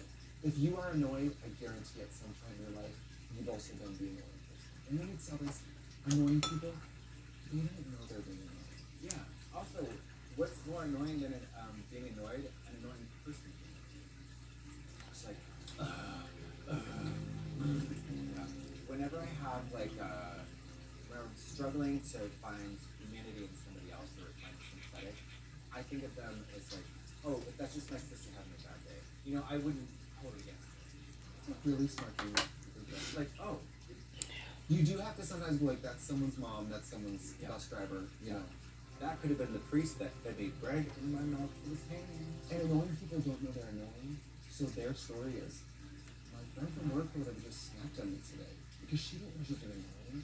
She's not aware of that last straw. Yeah, and people have weird quirks like tapping or Hooking. yeah, people sometimes go like this. Hey, oh, ah. You know, like I find it very soothing, but You remember that guy I went on a date with who threw his throat all the time? That was annoying, but I was like, he doesn't. He was like, yeah, yeah, and like every other word. he needed a trait. Like he needed. And it was annoying, but like, 1, 2, 3, 4. So 4 buttonholes so far. I can't clear your throat, but I can clear that. 5. So we're at the 5th one now. On the bottom, I see someone. Slowly but surely, we are making our way through this fest. I love to do it. I could suck on some dude's until the cows come home. Suck on their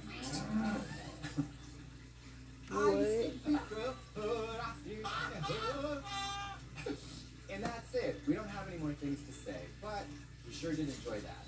Thanks you to you and to us. If you've got a question, tweet at World of Wonder using the hashtag #WowHelpMe.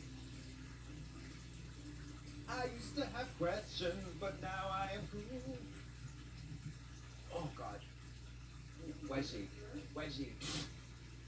Wedgie. I wish I could give you a ton of slack over 60 days. Okay. Cállate la boca.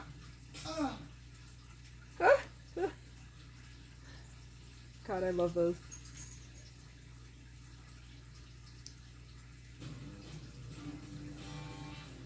Okay. So that was a good video. Just a sec, guys.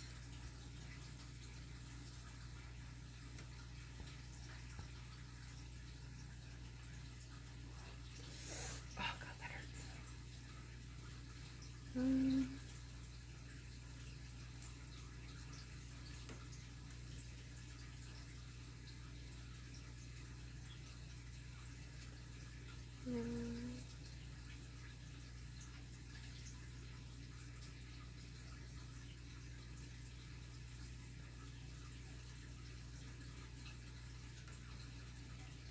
Enticement.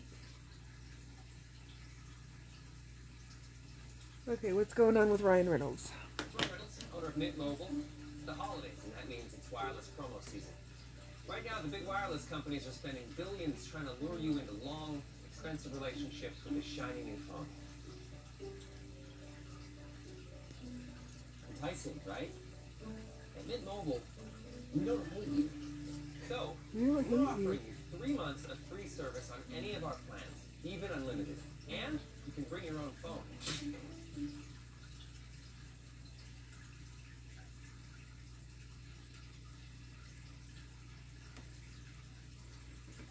That's cutting. Alright, oh,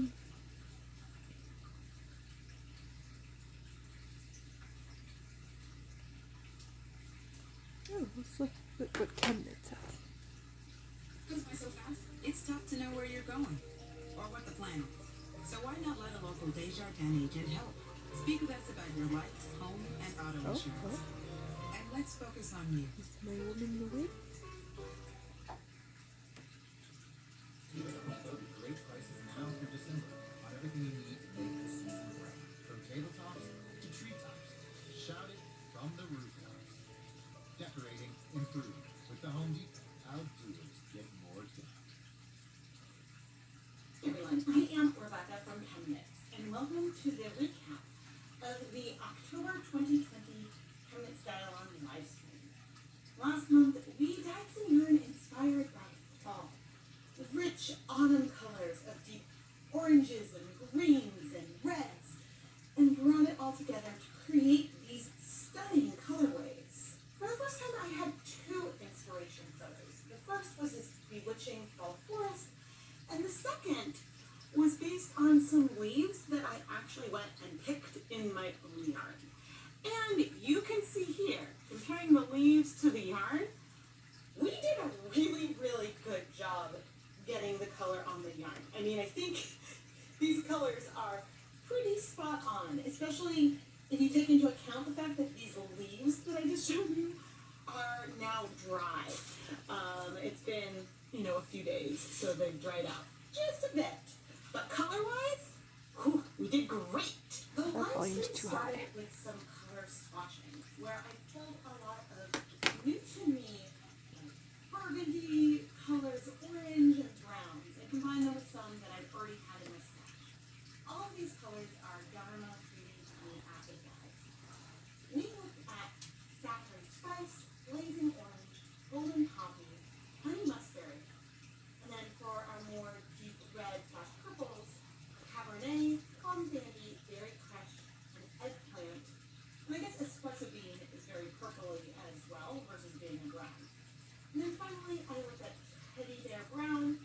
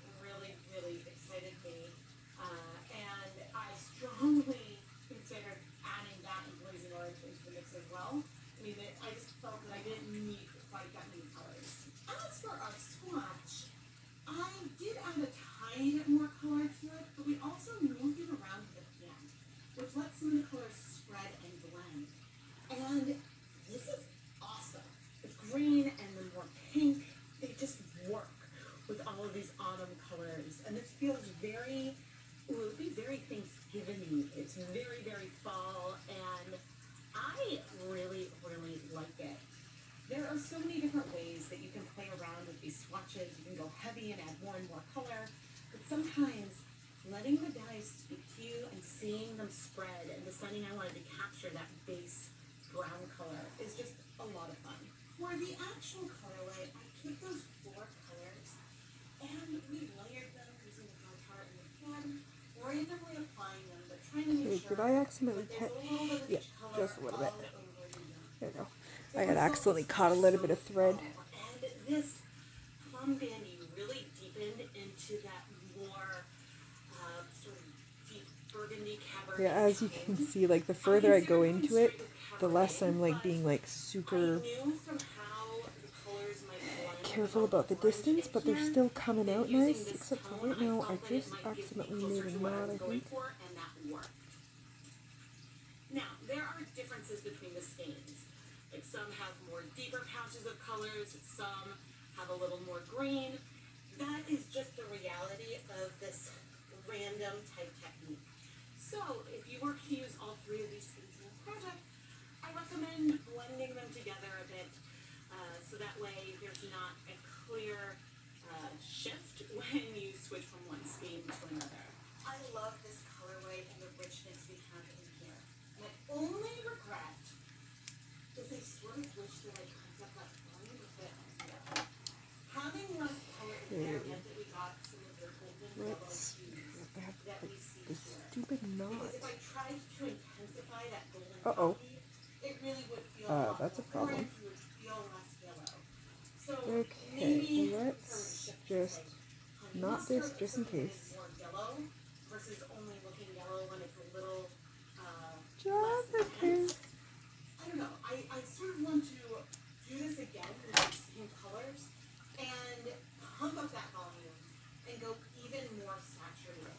So while this fits the color inspiration, I am feeling incredibly inspired and plan to play with this again. Maybe as a Dead Hot Weekly episode or something, but I want to go bigger with some of these colors and be a little less hesitant. But nevertheless, I am beyond thrilled with this colorway. My main delight in this colorway is that I really wanted to play with orange and yellow and red in a way that didn't feel like sunset and it didn't feel Halloween. And I think that anyone can look at this and say, yeah, that's inspired by fall leaves. And so I am just thrilled. I am so thrilled. Because while I love the color brown and that sort of dustiness that we had in our first swatch colorway is stunning, I wanted the brightness of these hues to shine through, like when you go leaf peeping. And so I didn't want the colors to become too brown. I would have been happy adding brown to the colorway, but I just wanted to have that orange and green and red. And so I'm very, very excited. But although and I'm talking about this a lot, but although color mixing is not a strong suit of mine, I felt that the forest green, when I first swatched it, was a little too blue. And the same thing with the plum dandy, it was also a little too blue. And I'm so glad that I still listened to my gut and went for those colors, because the yellows and these oranges warmed up all of those tones, still giving us that perfect, almost pine green in here, versus it feeling too teal. And so with the green, I was always going to use that green. But when it comes to red, going for the plum dandy versus the cabernet, I think was absolutely the right choice because of the way that the oranges warmed it up. And so gave us more of these red oranges in here, but still giving us that sort of purple tone that I really wanted to capture. I have one last colorway from the stream, our yarn mold. And this is the skein where, while I was sprinkling on the powder here, I wiped my gloves onto this one. So you've got white in the mix. And you can see a bit more of the blueness of that forest green and how that is the plum 5 candy of really them. is. And so I think that that can give you a feel of how the colors blending really gave us the perfect green that I 1, 2, wanted. 3, This colorway has 4, more light, but 5. it also fits our inspiration 1, so 2, well 3, and 4, feels very 5, off. 6. So 6 more to go. I love this technique. I love this technique. It is very repetitive, and it can be a little annoying, but get this there. Slowly. If you'd like to learn more about yarn-based or the other tools that I frequently use in my live streams, including my camera equipment, you can find affiliate links to everything down in the video descriptions of almost all my videos. So it's always worth checking that out for more information. And now, it is time to take a look at the yarn that you dyed, inspired by these same inspiration photos. This is my favorite part of the dye along because so many of us can look at the same photo and come up with a different Oh, for a pretty. gradient, or for speckles, or for pulling just one of those cones and did a bunch of semi-solids. There are so many different ways that any artist can pull colors from one inspiration, and we might end up with something that looks very similar or very different, and it is so fun. A huge thank you to everyone who died along with me and then submitted your photos for me to include in this recap. If you'd like to be featured in a future Chemnitz Dialogue recap, just dye some yarn inspired by the inspiration photo, and then Alright, what time is it? Oh, it's 1:39. I am due another Ritalin. Facebook and reply with a photo comment. And yeah, I'll pull a bunch of the pictures to include in the recap. The recaps typically come out, I would say 3 to 5 weeks after the live stream. So that's the typical period of time. But if you missed the recap, still feel free to share the photos. I know that we all love to see it. Just if it's outside of, I would say, a month from when the inspiration photo came up, just include what month inspired you. I am Rebecca from Chemnitz, and I have excuses to push myself out of my blue-purple comfort zone. Orange is not a comfort zone for me at all, and I want to explore more. What other colors would you like to see me play more with? Brown is something that I have been itching to explore more and to dive more into in the coming months. Alright, But so I know that there's always a lot of requests for green as well. So please let me know the colors or maybe themes for inspiration that you think I should consider. I do read all of the comments and keep notes. So thank you so much for all the suggestions that you provided. Thank you so much for watching, everyone.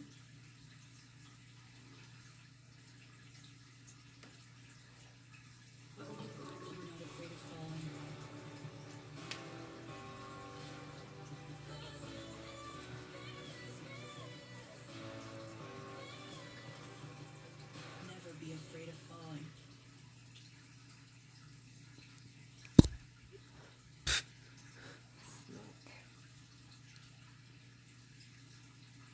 Hi everyone, I am Rebecca from Chemnitz, and today we're going to talk about some tips and tricks when it comes to kettle dyeing yarn, and especially how to troubleshoot if you're getting not enough variation of color or too much variation of color when you're going for a kettle dyed semi-solid or tonal yarn. Now, what's the difference between tonal and semi-solid? When I call a colorway tonal, I think of a colorway that has multiple depths of shade of one color. And you might see some very subtle variation, but it's a yarn that can stand up to a lot of complex stitch patterns. But on one end, you have some more extreme variation, like saturated to pastel, and on the other end, you have your semi-solids, which still have a little bit of variation. It's hard to dye a true solid by hand, and semi-solids are great because they work very well, have this very subtle variation of color, but still have that fun depth that you can get from a tonal. So the short answer is that semi-solids are tonals, but not all tonals are semi-solid unless that range of color that you have in there is really, really subtle. But there are absolutely some colorways that it's hard to decide where they lie on that spectrum.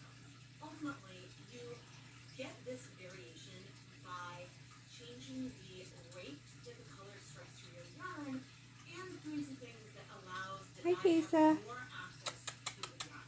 I'll talk about all of this in a moment. This video will complement Hi, Kesa. suppliers to dive into dyeing lesson 1 really, really well. And in that lesson, I actually have a video on the Knit Crate YouTube channel that demonstrates how to create a semi-solid yarn.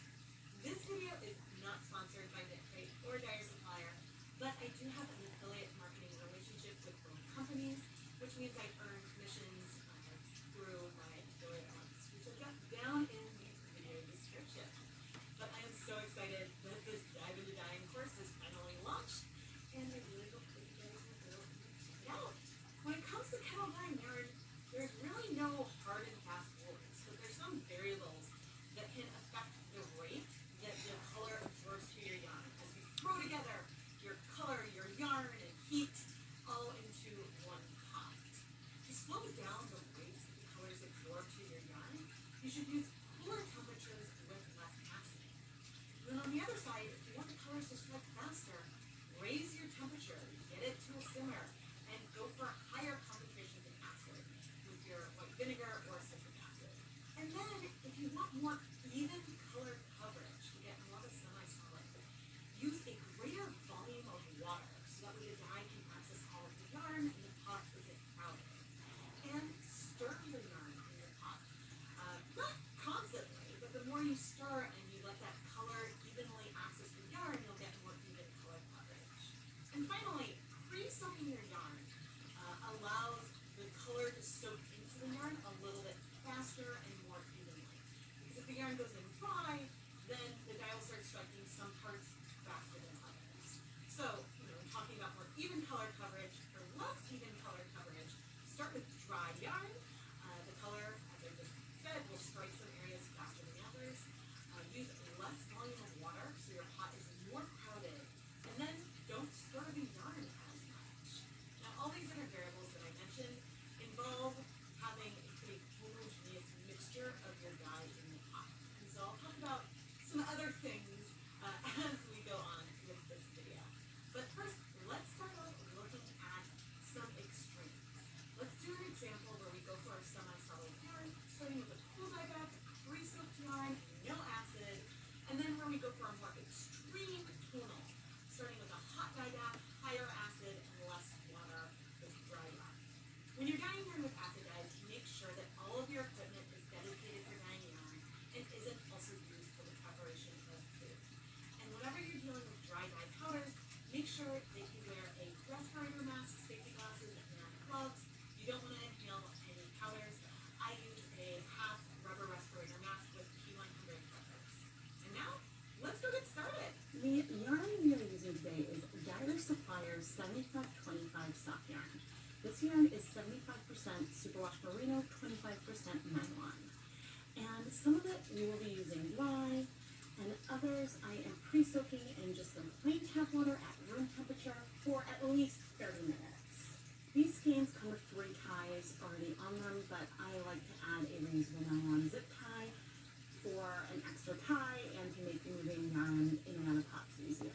If you want more even color coverage and you're having trouble getting white spots around the ties, make sure that they are loose, or you might even want to remove them and add looser ties in place. But because if the ties are pulled too tight, then you can end up with resist in those points. And so that's something I didn't talk about earlier, but wanted to point out. For all of the yarn we dye today, we are going for a 1% depth of shade, which means that there will be 1 gram of dye total per 100 grams of yarn. And I will be mixing colors from these 1% stock solutions of Jacquard Brilliant Blue, Bright Yellow, and Fire Red. These are the colors that I mixed up for the color triangle exercise yesterday. I mixed the colors into half a cup of plain tap water just to make it easier to add to the dye pot when I was ready to go. If you would like to see the recipes that I use for each of the colors, I will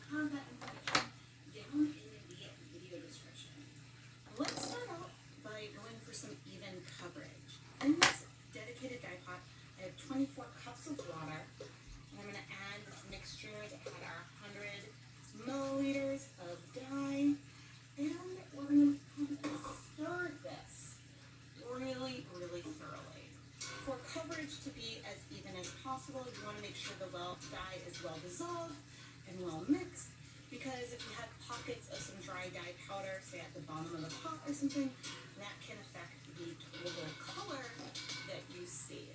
Now I'm going to add 100 grams of pre-soaked yarn to our pot, and I'm going to stir things up and stir it around. My tap water does lean slightly acidic, so I can start to see colors strike even on superwash yarn at cold with very little acid. But by stirring and having this large volume of water, the dye can access the yarn very easily. The strands aren't compressed together. At this stage, you could wait a while to let the yarn soak in the pot to make sure the dye has a lot of access to it before adding the acid. But today, I'm actually going to go ahead and add acid right now. But I am only going to add I guess there's 24 cups of water. I'm going to add 2 tablespoons of white vinegar, which is equivalent to less than 1 tablespoon per 8 cups of water, which is often a starting point for me. And again, I am stirring things up. If I were to add the acid and not stir, there could be a pocket that's more acidic before diffusion happens, and we could get some less even coverage. And now I am going to turn on the heat to slowly heat things up. And I'll come and stir occasionally. And they're still slowly heating up, and there's still a fair amount of color in here. But I am stirring this every 5 minutes or so. I know that the zip tie I have on here will help me order it at the end. I'm not worried about tangles. But the color is fairly even. There's probably some dark and light patches, but we're getting really nice coverage. So at this stage, we're not all the way hot yet, but I am going to go ahead and add some more vinegar. We added 3 tablespoons of white vinegar, so that way the rest of the color can absorb. Because the acid was pretty low, and I wasn't sure if it was enough for the color to bind. And we're going to keep heating this up, and I will come back and check in 15 minutes. The pot is getting steamier and steamier. We're definitely below a simmer still, and the heat has not been on low, but almost all of the color has absorbed, and we have beautiful, fairly even coverage. So I am now actually going to just turn off the heat and leave the yarn in the pot to cool off until the rest of that color has absorbed. Next, let's look at the other extreme for a higher amount of tonal variation in our yarn. In this pot, I have 8 cups of water, and I'm going to start with just 3 tablespoons of white vinegar. I could definitely go even higher with the acid, but this is still sort of a middle ground of where I typically start. As we're heating up, I'm going to add our color and rinse it out. But we will wait to add our dry yarn until we are at a boil. So that way the water will be nice and hot to help those colors strike really fast. The pot is hot. We have our dry yarn. And now we're going to add it in without stirring a ton, but I do want to get the yarn submerged. Now, if we were to dip dye and add the yarn slowly, that would increase the variation we see. But we're aiming for kettle dye type variation. So I've got the skein folded in half, and I'm plopping it in and pressing it down. Enough to get everything submerged. And now I am not going to touch it anymore, which takes restraint. I want to go and stir it to help distribute that color more evenly on the yarn. But that's not what we're going to do today. It feels weird to not stir at this point. But what I am going to do is reduce the heat because it doesn't need to be bubbling that much. Just below a boil is hot enough. And so there are a few reasons for some of this variation that you can already see. Since the water volume it could definitely be lower, 8 cups isn't that low, but The dye that's in the center got absorbed by some of the yarn, and then the dye that's more around the outside can't reach it. So there is, because the pot is more crowded, that leads to some variation. And if I was stirring, that would mitigate some of these changes a bit more. But now I am going to let this sit on low heat for 20 minutes. It has been 20 minutes and most of the color has absorbed. I'm now moving it to show you that the water is just about clear. And it looks like we might have some breaking in here. There's areas that are a little bit more blue and a little bit more pink. But this purple was a mixture of red and blue, so that stands to reason. But anyway, I'm going to leave it in here to cool. We don't need to add any more acid. And once the yarn is cool, then we can wash it. What is color breaking? When you have a mixture of a color, say a purple, and you see it split apart into different colors, where you have sections that are more blue, sections more pink, that is color breaking. You're seeing the colors separate into the components used to mix it. Not all colors break, but what has happened is because different colors absorb yarn at slightly different rates. And this can be something really, really fun to take advantage of. And especially with food coloring, I do that a lot. But this is something that can happen as you're kettle dyeing yarn. As we look at these two extremes, I hope that it's starting to be clear that there's some nuance to all of this. These rules aren't hard and fast and set in stone, and you can mix up these variables, and often, sometimes I go somewhere more in the middle when I'm dyeing tones. If I wanted to scale up either of these examples, would I proportionally scale up the volume of water? No. With 24 cups of water, I typically would dye 2 to 3 stains in that. Maybe for 3 I would add another 8 cups of water if I wanted some more volume so we get more even coverage. So I wouldn't double that for each 100 grams of yarn that I would add to the pot. But I normally don't dye 200 grams in 8 cups of water unless I'm doing something more low immersion and I want colors to strike in just a small area versus spread out all over the whole skin. So this volume is a little bit of trial and error, but it's just all fun. The more cool that dyeing is something I've been doing a lot more recently, but otherwise I typically don't go for these extremes. I go somewhere in the middle. Small changes and tweaks can affect the final color that you see. But I'm about to show you in a moment 3 examples which will have fairly similar coverage in the end. But So there's literally just 4 buttonholes left, and then I can put in the buttons and be done with this waistcoat, which is pretty darn cool. The only thing I kind of regret is not putting the little button in it. Not the button, but the little pocket. But I will do that with like my other waistcoat when I get it done. This time it's a mixture of yellow and blue. It's gonna be so cute. Not so it's at a full boil, but so it's fairly close. And then you'll add some pre-soaked yarn. So it's steamy, there is movement on the surface, but we are not yet at a simmer or a small break from this. So I'm going to take my 1, my tailbone is killing me. 2, I need to take my meds. So, give me a second here. We're going to unbind this. Things and not a ton, but just sort of stir it and then leave it. And so this is probably the way that I am most likely I'm just kind of clearing some of these reminders off of my phone. There we go. Oh my god. I'm crashing. What time is it? Oh, it's 2 o'clock. Okay. I definitely need to go get my meds. I will talk to you guys later. Maybe I'll come back on later to work on other stuff. Maybe I won't. But I will talk to you guys later.